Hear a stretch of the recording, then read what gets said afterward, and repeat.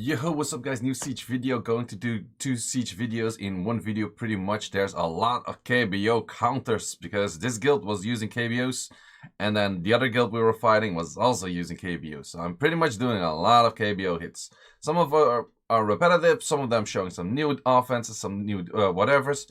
There's a whole bunch of stuff. This one is very solid. In general, if you go like anything that makes it survive, that's the main key thing you want to do for all of these. You want to survive that, and then you want to kill that. Because you can actually outspeed that and kill that as well, but I'm going to show in a few clips later why that sometimes might fail. Sometimes might work, but sometimes might fail. So yeah, with that, we're going to go over. We're actually fighting Unknown here, and I forgot who was the other one. I think Limitless. And in the next one, we're actually fighting the Legend Guild Aftermath Legends together with I think a guild that's normally G2-ish. I think it was the Pains or something. So yeah, bit of a different guild. But yeah, the Legend Guild, so we're fighting Legend defenses here as well. So stay tuned for that. And this one, I think, is one of those solid counters. Like I was saying, you want something to make it survive. If you're Triana, you just have to bolt a lot of Trianas in this case. That's the only thing you need to do. If you have your Triana on minus wind, a lot of HP, she's gonna make it survive for other units. And as long as Odin doesn't get stacks from killing something, Odin is not worth that much. And that's pretty much the main counter. I want to thank the sponsor of today's video, LD Player. So LD Player is an emulator. Also for you guys out there that are probably wondering, can I do the swap thing on here? Can I do the rune optimizer thing on here? Yes, and it is actually very easy. But the main thing is you have to set up the certificate. You can actually just have anything that you set up in here. You can even create like a new file, like for example this. My certificate is right over there. If we go there, we can also check it within the L player itself, and we can just see that we created this thing at this time right now. So this is one of the easiest ways to actually get your certificate to the emulator and use it for that. So what can you do on this emulator? Of course, you can play Summoner's War. You're also able to have multiple instances. So you also play like Epic 7 on the side or something like that. Doesn't matter, anything like that. You can also play that at the same time. Do keep in mind, if you want to use your swap thing on the emulator, you actually have to download the 5.1 version and not the latest version. The latest version has a 7 plus Android version on it. And for some reason, the certificate thing doesn't work, so the rune optimizer thing doesn't work. So you are going to need the 5.1 version if you actually want to run it. Thanks for LD Player of sponsoring today's video. Check it out, first link in the description. Also, taking in one of those hits. You've seen this before, it's very simple. As long as your Tractor, Lulu, and Windy are strong enough on additional damage artifacts and they're very tanky, you're not even getting close to dying here. You see how easy it is. Like, literally, these units do absolutely nothing. So if you have issues with China, Martina, Triana, just build your Tractor, Lulu, Windy. Very good runes. You just need to have one destroy set on the Tractor and the Windy, and then the other sets could be Revenge, could be Endure, could be Energy, could be Guard, could literally be anything. It's just about the artifact. Okay, going in. Keep in mind, every time that I use like an LD units, like in this case I use Nigong, Triana would have actually been better, because Triana would have made it that my unit there wouldn't have died. And if that unit wouldn't have been dead, I wouldn't have to be reviving it. It would be actually at max HP, blah, blah, blah. So yes, a Triana would do the same thing, but actually better. So keep in mind, yes, I'm showing like all premium units, blah, blah, blah. Yes, kinda, but Triana would have done it better. That's pretty much the main case, because Odin wouldn't have 4 stacks, he would only have 1 stack instead. And I would have had full attack bar on the Cardinal before that. So keep in mind, I just don't have like 50 Trianas, which I think for this season, if KBOs keep on going, I'm not too sure. There's gonna be new TA units. I'm not sure if that's maybe going to be a KBO counter. Not sure, could be a thing. Most of the time, the new 2As that are coming are somewhat meta towards Siege rather than towards RTA.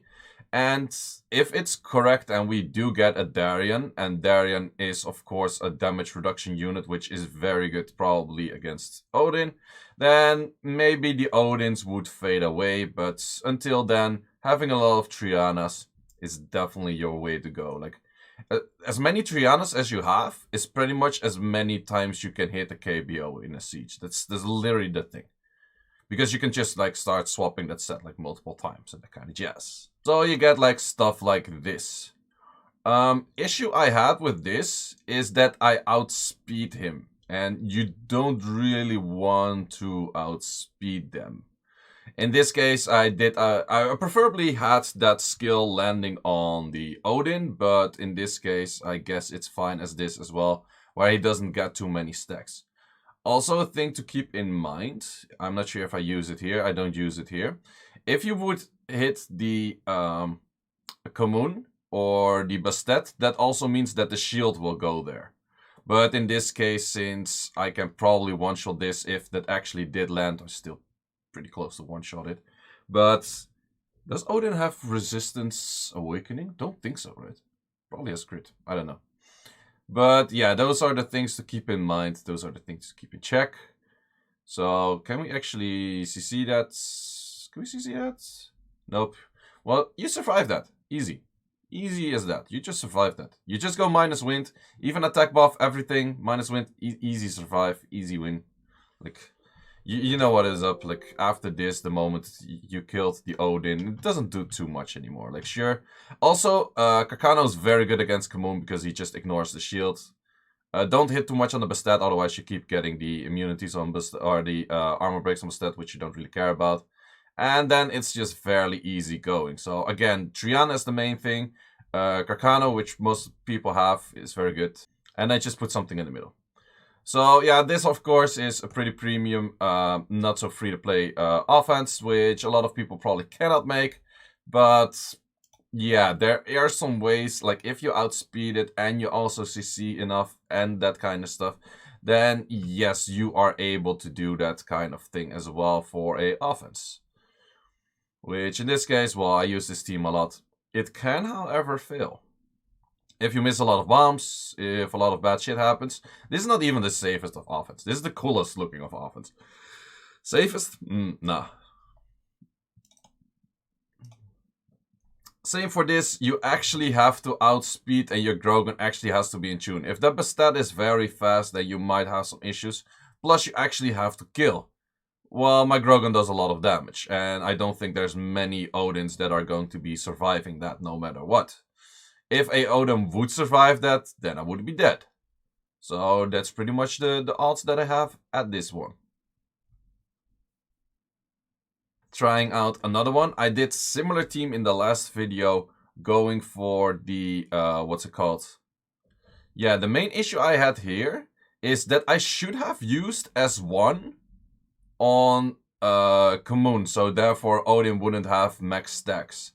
And that's pretty much the mistake I made here. If I didn't do that, then it would have been a lot better. I was trying to go for glancing on the Odin and hope that Odin actually doesn't land its shit. But he already has the stacks, so that's not making it too easy. So let's see how this pans out. Also, yeah, this case, they were just very slow, so that's kind of an issue. We are looking at issue situations. I shouldn't be hitting on that one yet because it's very difficult to actually kill that. But Chloe here is... yeah, Chloe is mainly the tank, I guess. Can we actually survive this still? Nope, so we actually die. So yeah, I think a mistake on my part, but also still getting kind of used to these offenses. So it was actually still relatively close. I should have started hitting the Commune earlier, I guess. Then going in with a bit of premium units as well. Odd thing is I sometimes even outspeed with my lineup. But again, the Eladriel could be a Triana, probably is better as a Triana. Yeah, something like that, something like that. And then the moment you survive it, the initial hit, it just becomes fairly easy. So you just heal up and you start chipping away damage. Especially if nothing dies from Odin, then Odin remains at 0 stacks. Odin at 0 stacks can also not revive himself. So that just makes it fairly simple. That's mainly the way to go, way to get like how you want to beat these things. And then we can just speed up the process. You know what it is, you know how it works. You just clear it. It takes a little bit of time. Again, Eladriel is a little bit more premium, Savannah and Lima too. But it's more about the concept rather than anything. So this is another way of hitting it, which is the outspeeding factor. Issue is, however, if Odins are very tanky, which sometimes happens, then this is not really an easy way to go. So I did 33k damage. I had someone send me a message, so I kind of had to get that one out. And then this monkey is pretty much able to solo the 2 other units. Technically, I kind of made a mistake there. You kind of want to go with the monkey S3 into S1 and use S2 at the moment that your immunity would be off. So you have like the least time of immunity off because you get attack bar during the S2. And also you have more potential to stun. So you actually want to do S3, S1, S2, S3, S1, S2. That's kind of the way to go. Instead of this. Well, in this case it dies anyways. So yeah, this team can work, but you need a very good, not Raoak, what's his name, Ramhan to actually one-shot that shit. Which, if you have a tanky Odin, might be difficult. So this is the other guild already fighting the next guild, if I'm not mistaken. I think so. So yeah, in this case, my Triana here, I think this was my damage Triana rather than my tanky Triana. From the HP, looking at that, it was. So Thessarion is a very good unit in this whole meta for sure. So yeah, that's one of those units you definitely want to build if you don't have it yet. And with that, you can actually kill stuff. And Triana's better as a tanky Triana. I'm pretty sure about that. Pretty sure about that. But like most siege matches, the moment it's 2 against 3, it's an easy win, especially if there's a Nana. Nana's kind of cheating. Nana's pretty premium unit that's also somewhat cheating. But main thing is, it's about the Triana. If the Triana was actually properly tanky instead of this low HP thing, this is a damage Triana, so yeah. I have 2. I don't have more. If you really care about Siege, you have, like, by now, what, 6 Trianas? I definitely know people having 6 Trianas. Or more. People that care about Siege. I just throw rune quality a lot of shit and do, like, creative weird stuff. Plus, I have all these. That also helps. So, yeah, this is the one where my Shaina, or where my tanky Triana is, if I'm not mistaken. But, yeah, Shaina Martina's just cheating. Shaina Martina's just hella cheating. That's nothing new. There's even pretty good odds that even if the Bastet is on Vio, that my Shaina still outspeeds it. That's how fast this thing is. So yeah, that's of course always another counter. I still do recommend going for a very tanky Triana if you want to use this. Little bit of a different offense. Finally, something we can actually Tiana and then do this and then oh wait, look what happens here. Proc. Okay, nearly kills it. Good thing that he actually got rid of his own counter buff. If he had the counter buff, I actually might have had issues here. But in this case, Galen is also, you proc, I proc. Get shit on. Then hitting it once more with this offense, and this is the point where I show you, like, okay, it can go wrong from time to time. So this is a very tanky one. That's what you can see by the HP bar that, or the attack bar that the thing on the middle had, the stat had. So yeah, we missed 2 bombs already. It goes into a proc, goes into a proc, and goes into a proc. Yeah, if that happens, then you lose probably any match with bombers. That's more or less the way to go. So we missed 2 bombs, and then he got like 22%. No, wait, 22%, including like armor breaks and the whole shenanigans and everything. So yeah, that's how you lose. This doesn't happen too often though. Maybe I should have let it explode. I thought it wouldn't kill in like 1 hit, but apparently it did. So yeah, is what it is. Then we go for one of these, which is maybe somewhat tricky. I still, again, do like this more with the Triana rather than anything.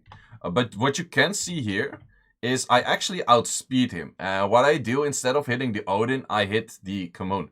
And by hitting the Kamun, it makes it that he takes the shield on himself.